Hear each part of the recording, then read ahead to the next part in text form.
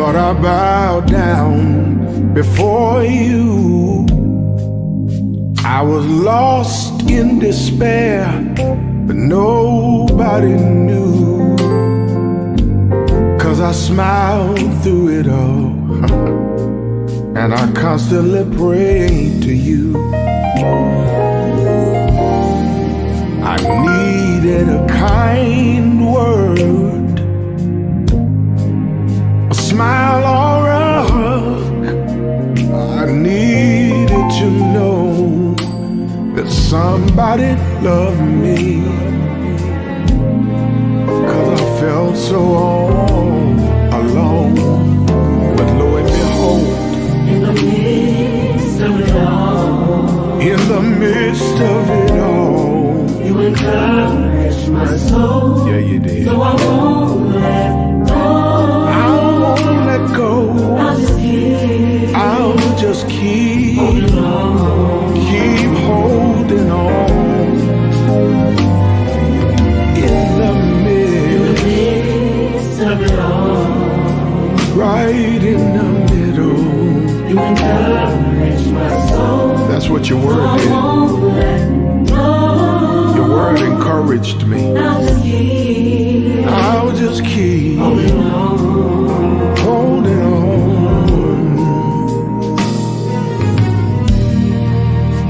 So I stayed, Lord, in your presence, 'cause I believed you would hear me, but I didn't know you were already moving.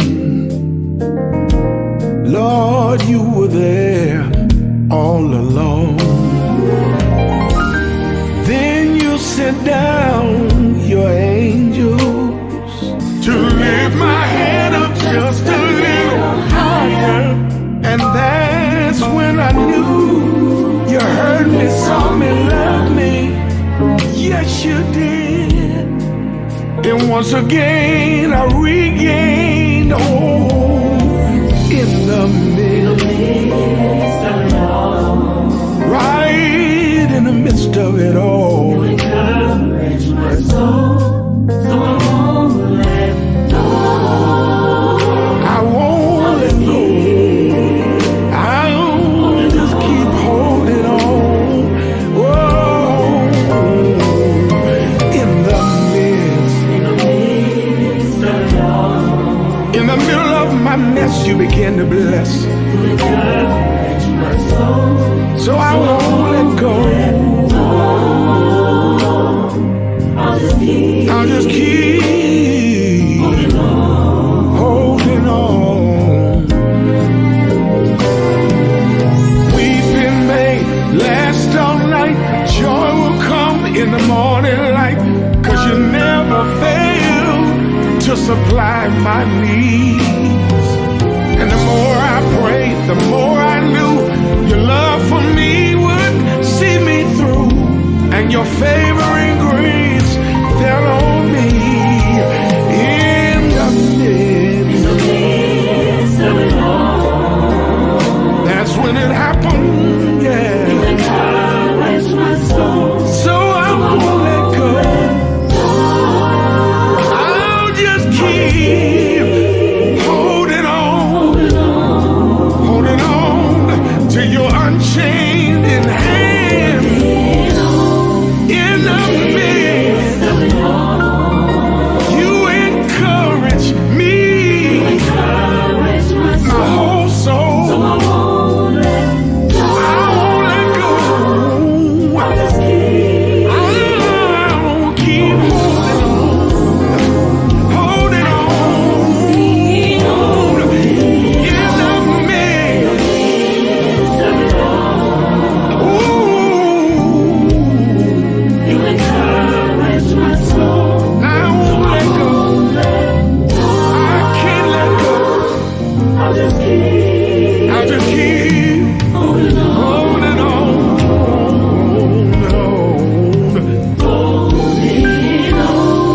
in the midst of it all. In the midst of it all, You encourage my soul. you encourage my soul. Can't let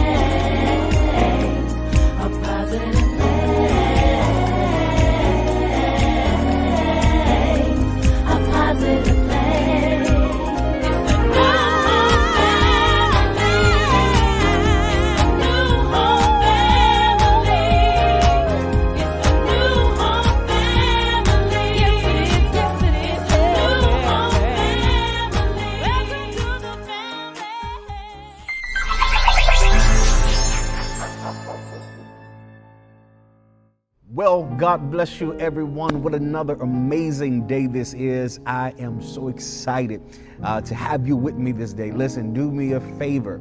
Very quickly, hit that share button, text, tweet, inbox, call, whatever you have to do to bring somebody into this worship experience, this virtual worship experience. Today is going to be an exciting day, and I believe it's going to bless you tremendously.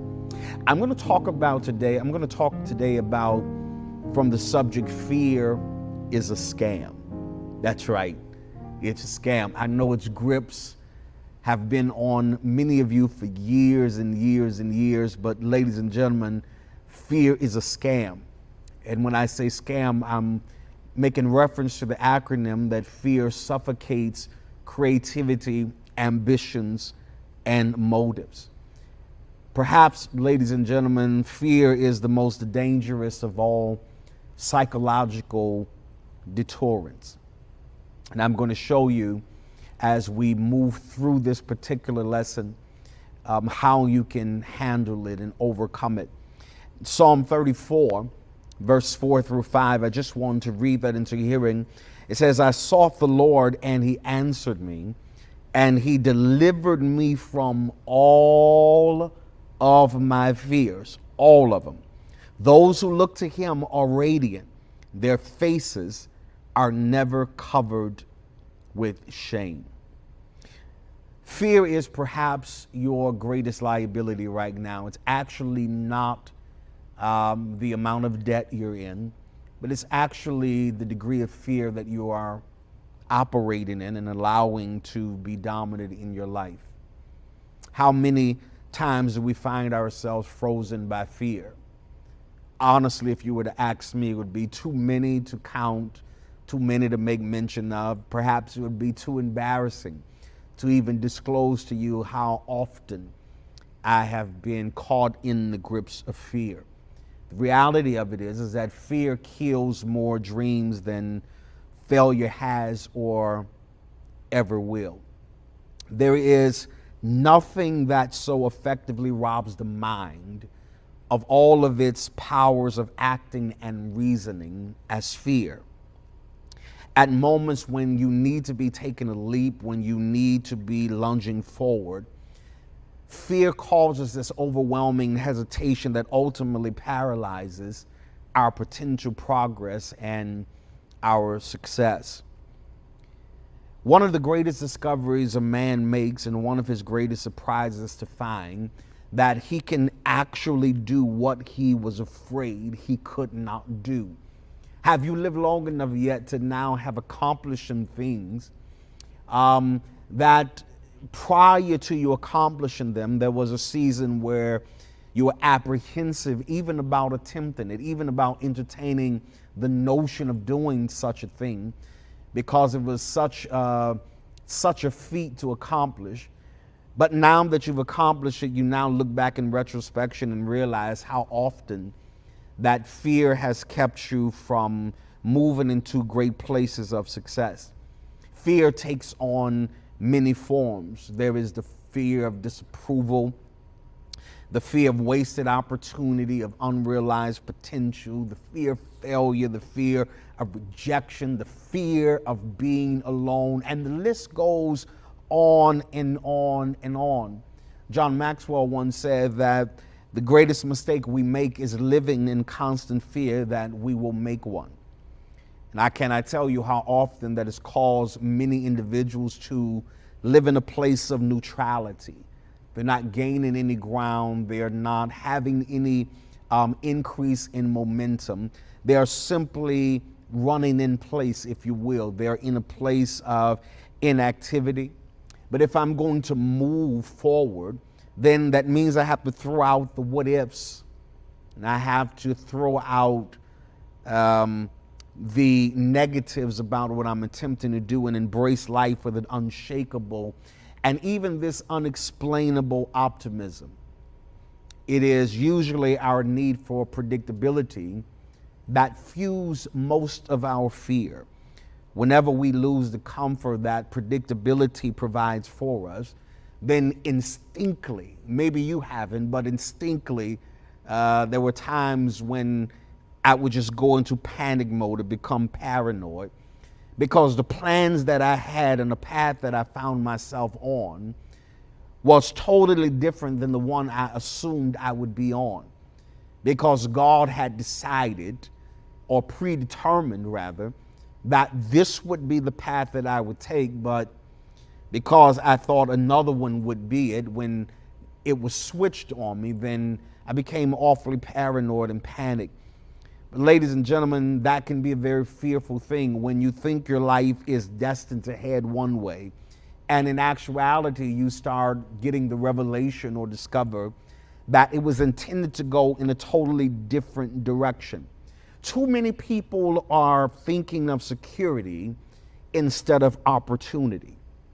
Let me say that to you again. The reason that you're so afraid to move and to live life at your predestined capacity and to reach optimum levels of success is that too many people are thinking about security instead of opportunity. But I want to tell you, real opportunity becomes available in your life the moment you detach yourself from that need of that security. Ladies and gentlemen, there seem to be more people who are afraid of life than they are of death, right? That fear keeps them in a place where they're simply existing. They're not living, they're not thriving, they're not burgeoning, they're not flourishing in every degree of their life. And that is because you have allowed fear to suffocate you. You've allowed fear to imprison you into this place of inactivity. Let me say this to you. A few nights ago, I was watching this Pixar movie, I believe. I think it was actually called Monsters. And watching it with my grandbaby, and monsters were showing up everywhere on the screen.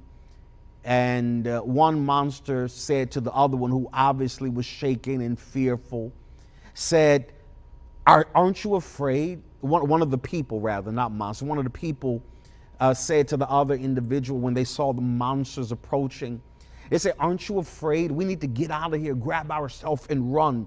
And he said something that shook me to the core. He said to the other individual, there are very few monsters who warrant the fear we have of them. I want you to think about there for a moment. There are very few monsters that warrant the fear that we have of them. Ladies and gentlemen, could it be possible that you are fearing something that doesn't necessarily warrant being afraid of? You are afraid of walking through a particular door, new opportunity, new platform, new location that God has orchestrated for your life, but because of the looming size of the monster and because of how big and how vicious the growl of it is, you decided that your best course of action perhaps would be to run. But the reality of it is there are very few monsters who warrant the fear that we have of them. Operating in fear can be mentally stressful, mentally taxing. It can absolutely take a toll, not just on your faith, but absolutely on your mind. Because the mental stress of feeling fear can lead us to make poor decisions. When we are afraid, hear me, we are less able to accurately assess situations.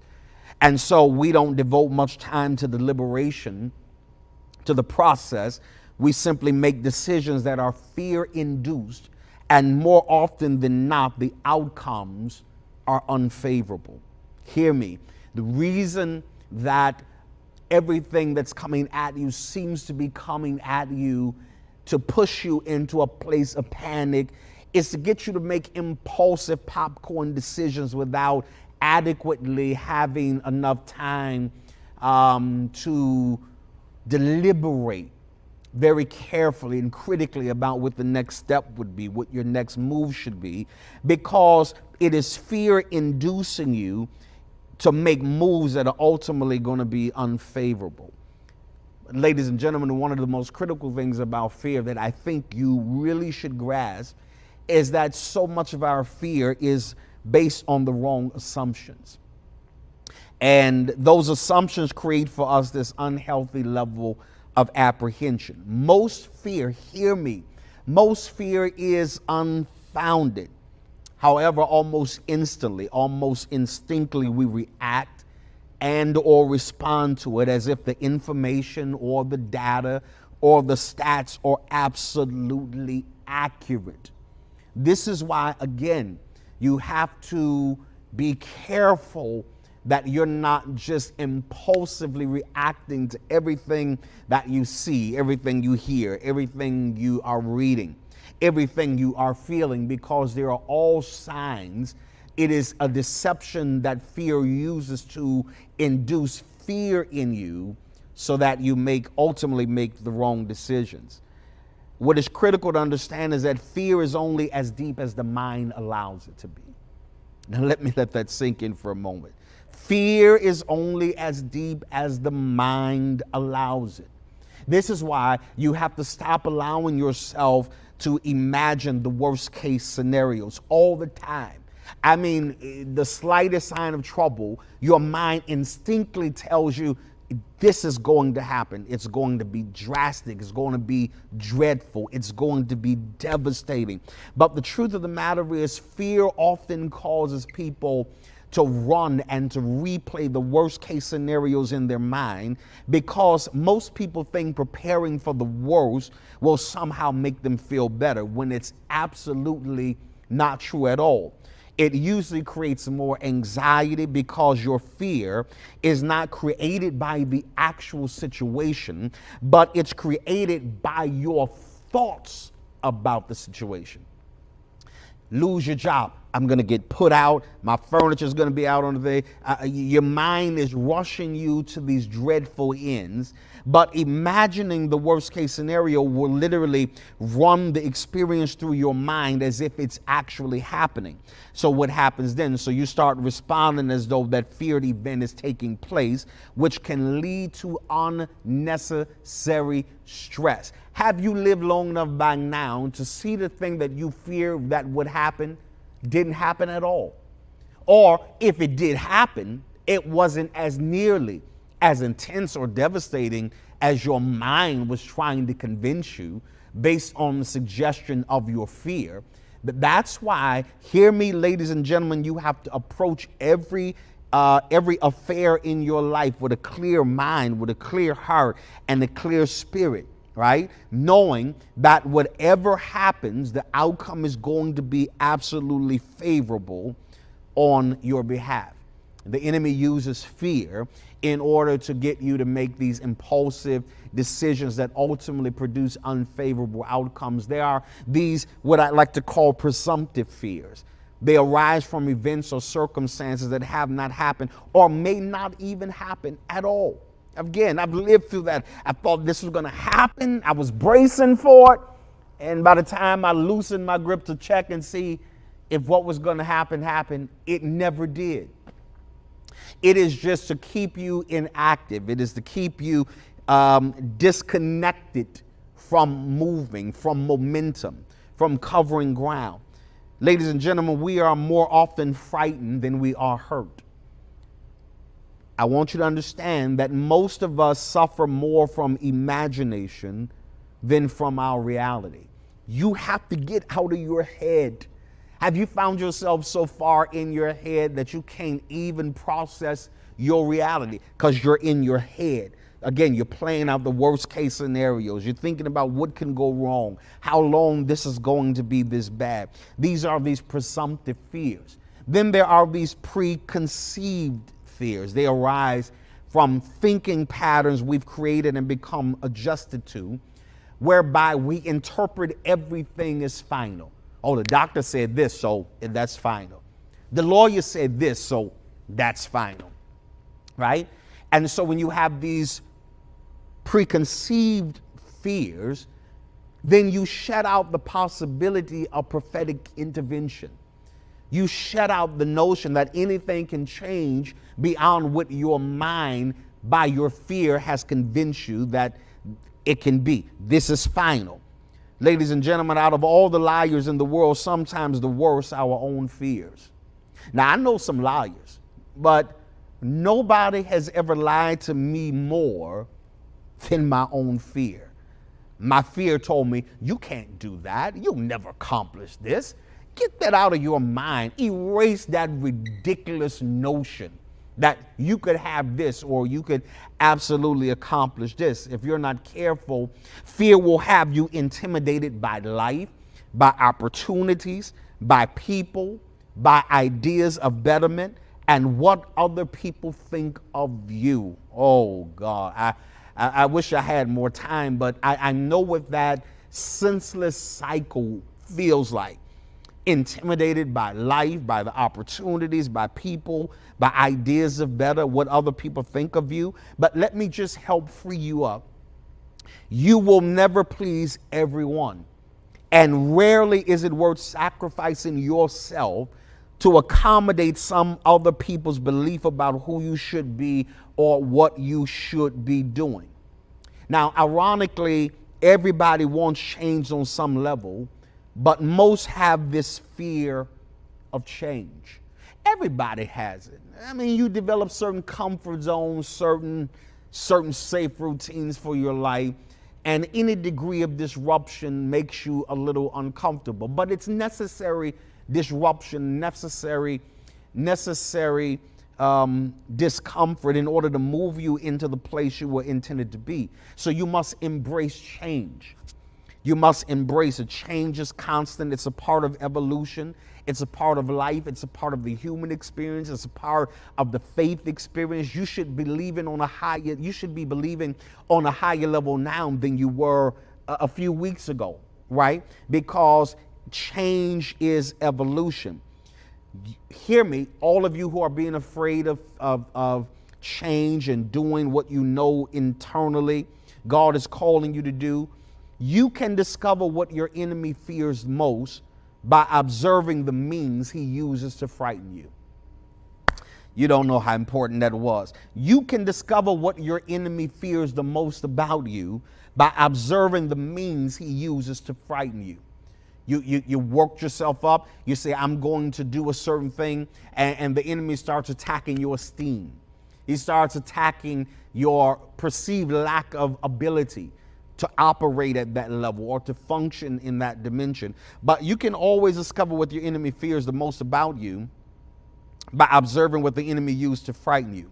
If you are distressed by anything external, hear me very carefully, the pain is never due to the thing itself, but the pain is caused by your estimation of it. And this you have the power to resolve at any moment. Let me give you that again. If you're distressed by anything external, the pain is never due to the thing itself, but it's your estimation of it, and you have the power to revoke it at absolutely any moment. There's some of you now need to snatch your life back from fear. You've been under its oppression and depression for a long time, but you have the power right now. Let me talk to you right now. You have the power to revoke the power that fear has on you at absolutely any moment. So why not make that moment this moment? Take it back. So what do I have to do if I'm going to walk in a place where I got the revelation that fear is really the scam? Number one, you have to challenge convention. What does that mean? It means that I have to go against the grain in terms of my thinking, in terms of my activity. You have to be bold enough to live life on your terms, hear me, without feeling guilty about being unapologetic. You must have the stubborn refusal not to conform to what's commonly done or expected. You must be unwavering about your preference being the path of the contrary. In other words, you must possess the inner resolve to combat to some degree any endeavor that you cannot approach radically. There's some things that if people want you to do it by the books, the way it's always been done, you have to decide, I have to opt out of that, because all that produces is moments in our lives where we get stuck in these repetitive cycles and patterns of redundancy where we exhaust energy, but we fail to exhibit evolution. If you change your approach, you can change how accurately you can predict successful progress in your life. But it will not happen until you start challenging convention. No, I don't want to do it that way. I don't want to do it the way those did it. And I'm not using other people as the markers for what I can or cannot do. I have to challenge convention. Number two, I've got to give clearance to my curiosity. It is said that curiosity will conquer fear even more than bravery will. You have to be daring enough to defy any person's objection of your attempt at progress. Here's what you must understand, and I hope you get this in your spirit. Life shrinks or expands in proportion to one's courage. That is so critical because fear wants to keep you in the small, shrunken state. It wants to keep you looking at life through a small, narrow vantage point.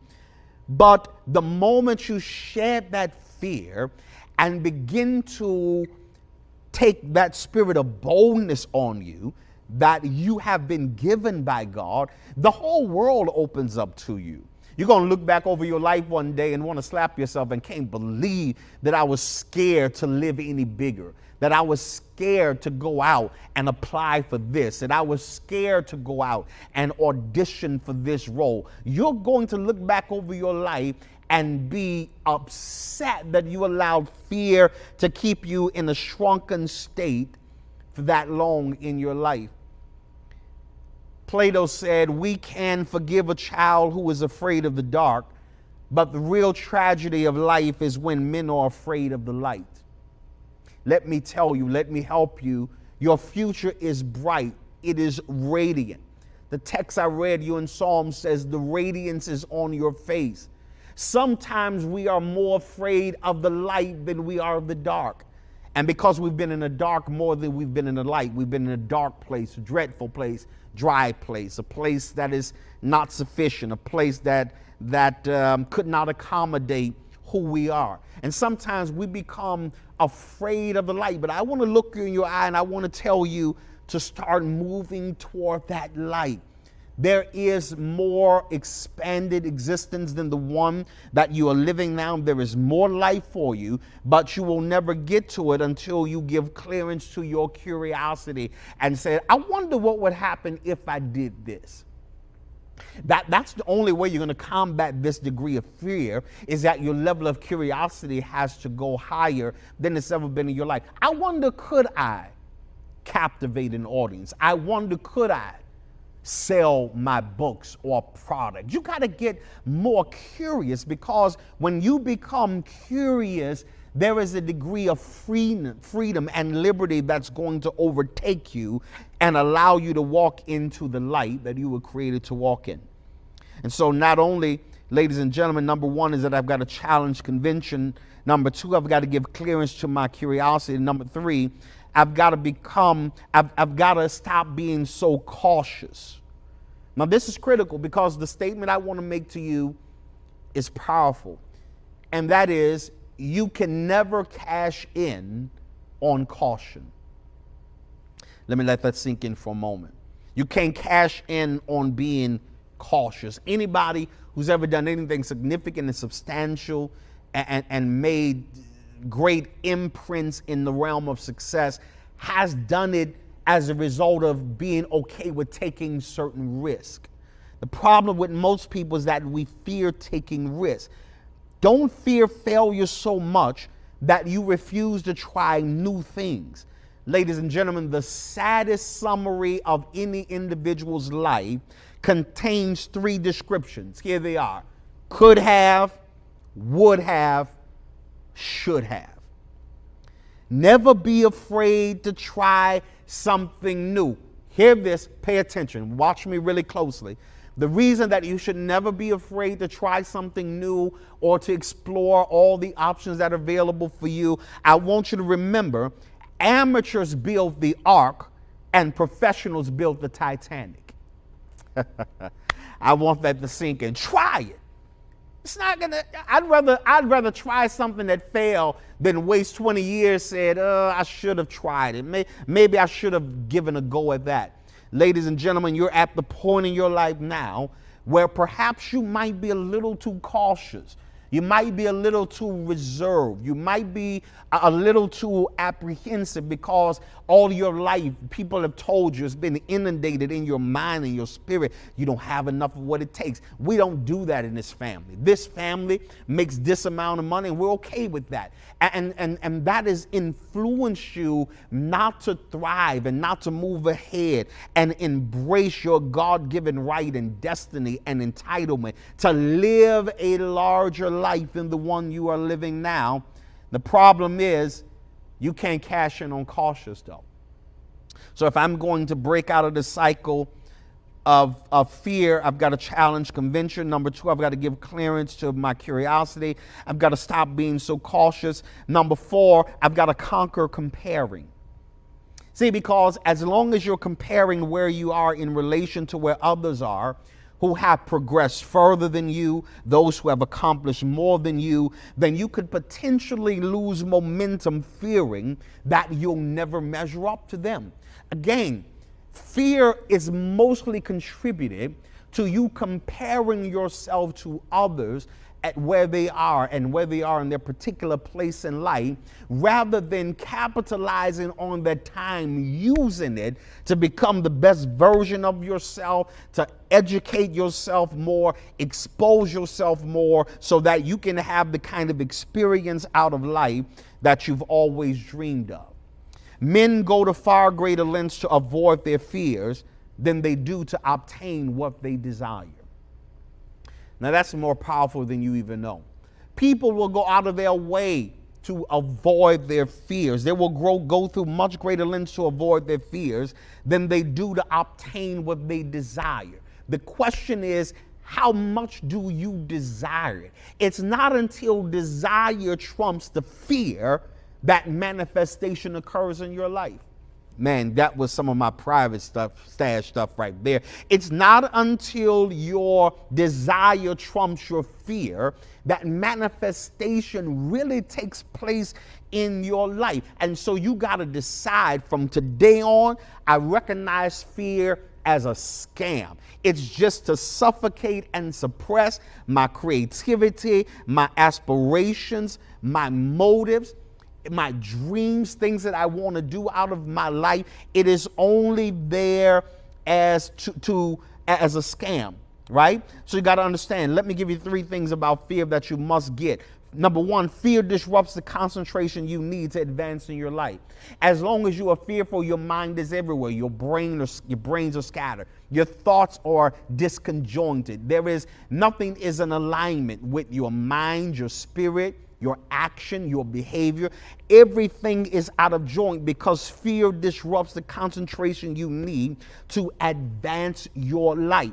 And I want to speak into your spirit and decree to you that your life is ready. It's waiting for you to make the decision by eliminating the fear that you're ready for your life to advance to the next dimension. Number two, fear keeps you consumed with the negatives while magnifying how much can go wrong. I tell people all the time, while you were talking about how much can go wrong, you're failing to give consideration to how much can go right. You'll be so busy giving so much thought to how much this could set you back when you're not even contemplating how much further this could set you ahead.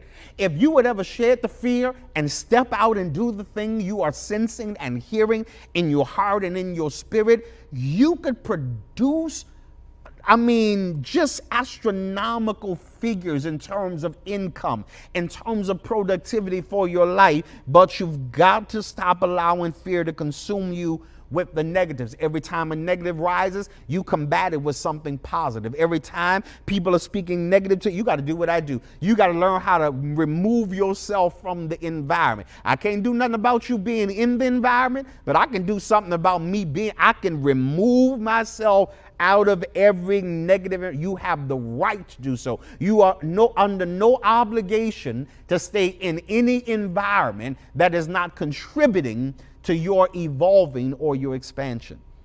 Then number 3, fear. It distorts the clarity you need in terms of self-perception to produce at maximum levels.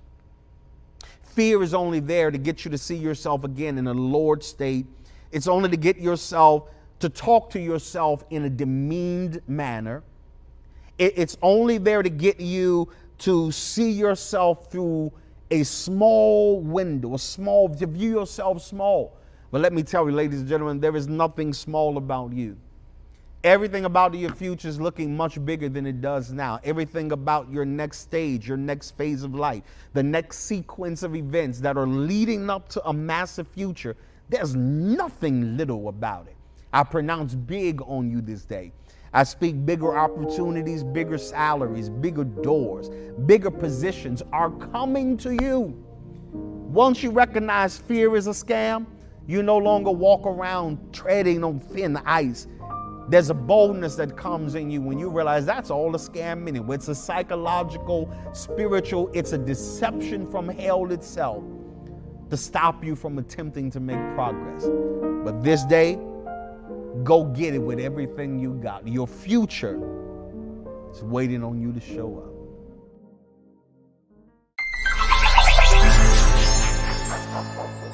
Well, it's offering time, my friends, my partners from all around the country. It's time to give, to make investment, kingdom investment, sow seed into blessed soil that is sure to produce a significant harvest like you have never seen before.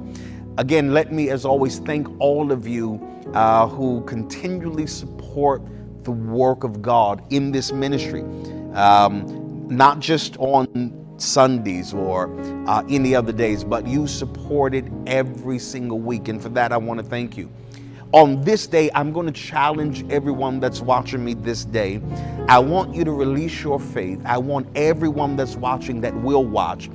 I want you to release a $30 seed offering. That's right. I want you to invest the $30 seed offering into the ground. I believe, in fact, I know that a harvest is going to come that's going to be plentiful for you. Your days of scarcity are over. When we tap into the system of sowing into the kingdom of God, God's obligated. He obligates himself to bless us in supernatural ways. Those of you who are maybe tithing on this day, of course, I want you to return the Lord's tithe. Simply a tenth of everything God puts into your hand. All of the giving means are right here at the bottom of your screen. Find the one that's the most convenient for you, and please take advantage of it. Thank you in advance for your generosity. May heaven smile upon you and bless you real good.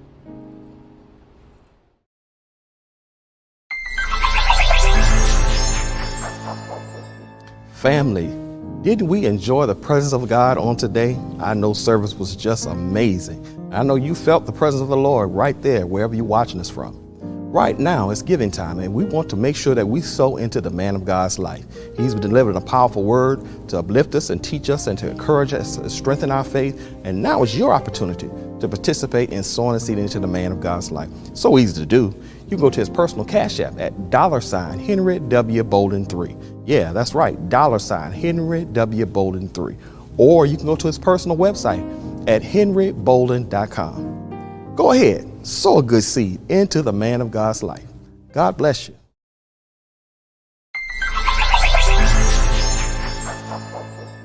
Well, it really is a true saying, time really flies when you're having fun. Listen, I can't even express to you how much of a joy and a pleasure it is for me to have this opportunity to minister to you in the midday session like this. Listen, I thank you again for tuning in each and every week, taking your lunch break or taking a break from whatever it is that you're doing to be here with us in our midweek Bible study.